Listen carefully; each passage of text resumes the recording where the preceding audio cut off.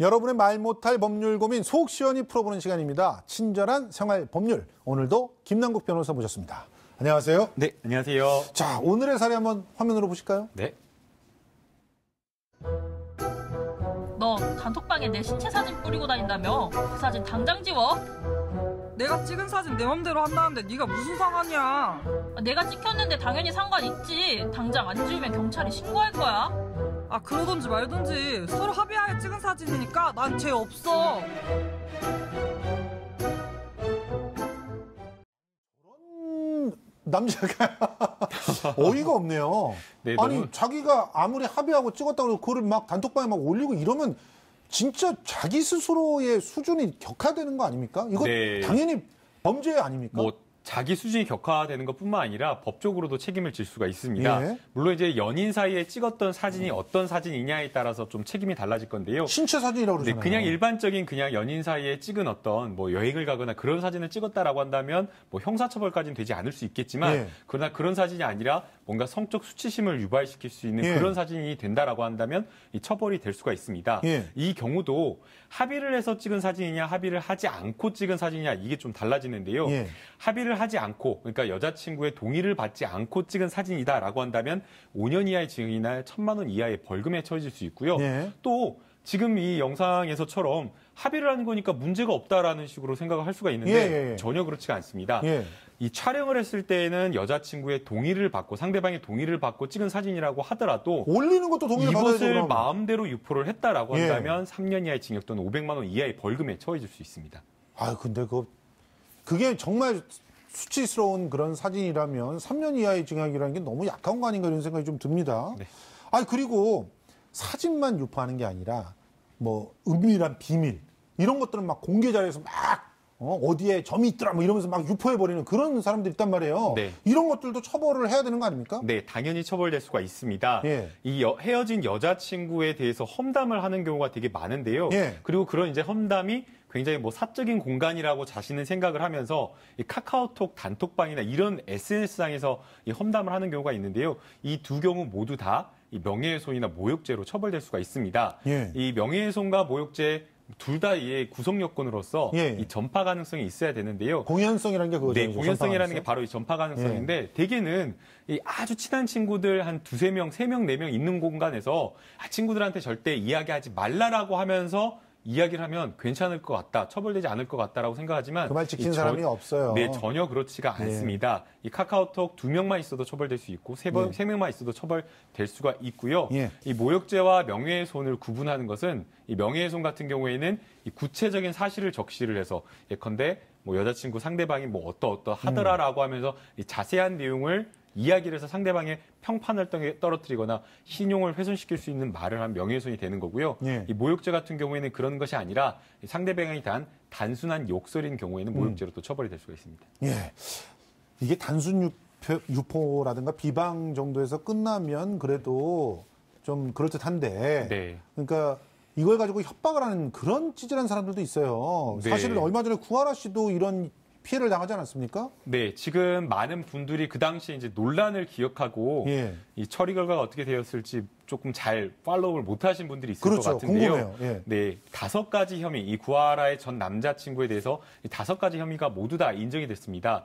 이 동영상 그거 그냥 정리하려고 구하라 씨에게 보냈다라고 이야기를 했는데요. 말이 안 되죠. 그게 말이 안 되는 예. 이야기잖아요. 그래서 그럼요. 이 부분과 관련해서도 혐의가 인정이 됐고요. 예. 또 그다음에 무릎 꿇고 사과할게라는 부분, 그 엘리베이터 CCTV 영상 보면 구하라 예. 씨가 무릎을 꿇고 앉아 있는 그 장면이 예, 있는데 예. 거기에 대해서 이제 남자친구 같은 경우에는 이것이 뭔가 이렇게 기운이 쭉 빠져가지고 그냥 혼자서 주저앉은 것이다라고 했는데 그렇죠. 자기가 강요한 게 아니다 이렇게 네, 얘기했잖아요. 그런데 이제 경찰의 1차적인 경찰의 판단은 그것이 아니다.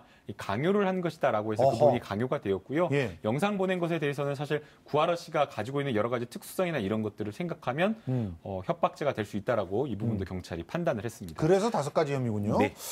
자, 그리고 지난 9월에 성관계 영상을 재촬영해서 유포한 거.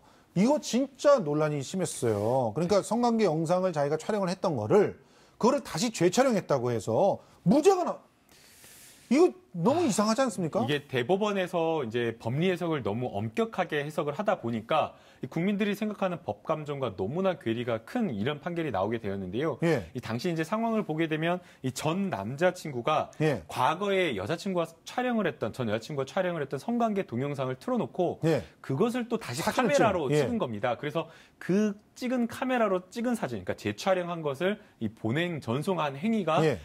과연 이제 성폭력 처벌 특례법에서 처벌하고자 하는 다른 사람의 신체 등을 찍은 이 촬영에 해당되는가라는 게 문제가 되는데요. 예. 이 대법원에서는 이 직접 찍은 것만 해당이 되는 거고, 그러니까 직접 찍은 것만 유죄가 되는 거고, 이렇게 영상을 틀어놓고 재촬영한 것은 무죄다라고 네. 이렇게 판단을 한 겁니다. 그러니까 여기 보면은 다른 사람의 신체를 직접 촬영해야 된다는 이 직접이라고 하는 말을 굉장히 엄격하게 적용을 한 거잖아요. 네, 그런데 국민들 입장에서는 네. 아니 그 영상을 직접 촬영하거나 직접 촬영하지 않거나 상관없이 맞아요. 타인의 신체 그거 굉장히 좀 부끄럽고 예. 수치스러운 그런 성적 수치심을 유발할 수 있는 사진을 찍었다라고 한다면 그리고 그것이 유포되었다라고 한다면 원본이냐 사본이냐 동일성이 인정되지 않습니까? 그렇죠. 그러면 그게 무슨 차이가 그렇습니다. 있느냐라고 지적을 하는 겁니다. 예.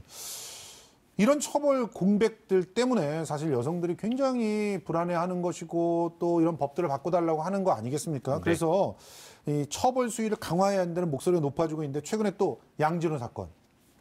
이거에 보면 진짜 천인공노할 만한 그런 짓을 벌인 거예요. 네. 아예 헤비 업로드를 시켜가지고 이런 걸 유포하게끔 하고 많이 유포한 사람은 돈 더 주고 인센티브 주고. 네, 그리고 심지어는 이 유포돼가지고 걸린 그런 동영상이 있을 경우는 조금만 변형시켜도 안 걸리게 해주고 자기네가 필터링 회사 운영하면서 네. 심지어 피해자가 이거 좀 제발 지워주세요 그러면 장의사업체 소개시켜서 돈 뜯고 이게 도대체 이게 가만 놔둘 수가 없는 그런 상황 아닙니까? 네, 그래서 이 부분에 대해서 입법 미비한 점이 있다라고 지금 보고 있어서 국회에서 법안들이 발의가 된 상황입니다. 이게 개정 법률 이게 지금 개정된 법안인데요. 성폭력 처벌 특례법에 대해서 좀 입법 미비한 점을 고쳐야 된다라고 하면서 진선미 의원 같은 경우에는 이게 다른 사람의 신체를 촬영한 것이 유포된 경우가 문제가 되는데 본인이 찍은 사진, 그러니까 이것도 역시 마찬가지로 원하지 않게 유포가 되면 성폭력 처벌법에 의해서 이게 처벌이 돼야 된다라고 이렇게 개정안이 발의된 거고요. 이 박용진 의원 같은 경우에는 타인의 신체를 촬영한 재촬영물, 아까 대법원에서는 무죄다라고 판단한 것도 재촬영한 것도 포함해야 된다. 그리고 뭐 정충숙 의원 같은 경우에는 자신의 신체를 촬영한 것에 대한 것도 반의사 동의를 받지 않고 유포된 경우, 그리고 또 음란한 행위뿐만 아니라 부위를 촬영한 유포 범죄를 벌금이 지금 들어가 있는데 벌금을 없애버리고 징역형으로 다스려야 된다 이렇게 개정안이 발의된 상황입니다. 아유 속이 시원하네요. 저런 범죄들 징역으로 다스려야 되지 않을까 마땅히 그렇게 생각이 듭니다. 우리 생활 속에 디지털 성범죄가 나날이 늘어나고 있습니다. 심각해요. 그런데 이 피해자들이 제대로 지원을 받지 못하고 있지 않습니까? 근데 뭐 정부에서는 어떤 지원책들을 마련하고 있나요?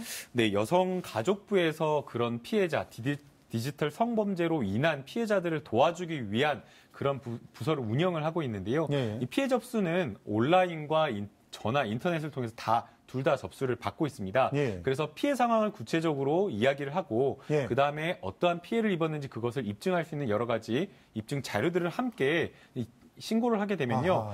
경찰에 대한 신고를 지원할 뿐만 아니라 거기에 더해서 가장 중요한 게 이미 유포된 디지털 자료를 삭제하는 게 매우 중요하지 않습니까? 그럼요. 그래서 이 부분에 대해서도 디지털 성범죄 피해자 지원센터에서 이 영상이나 이런 것들을 정기적으로 6개월마다 검사를 해서 지우는 그 지원까지 도와주고 있습니다. 지금 저 피해 사례 수집도 직접 한다는 것이죠. 그러니까 예전에는 이 개개인들이 막 가가지고 개개인들이 직접 막 찾아내고 막 일어나고 정말 며칠 밤을 새서 막 하고 그랬잖아요. 네, 경찰이 주로 그랬거든요. 신고를 받으면 갖고 오세요. 어디에 그랬잖아요. 있는지 유포된 거를 가져갖고 캡처 화면을 가져오라고 그랬는데 그 얼마나 부끄럽고 그런 충격적인 일이에요. 그래서 뭐 물론 이제 경찰이 인력이 부족해서 그런 건 이해하지만 이런 부분에 대해서도 피해 사례라든가 유포되어 있는 그런 부분에 대해서 리서치까지 조사까지 해준다고 합니다.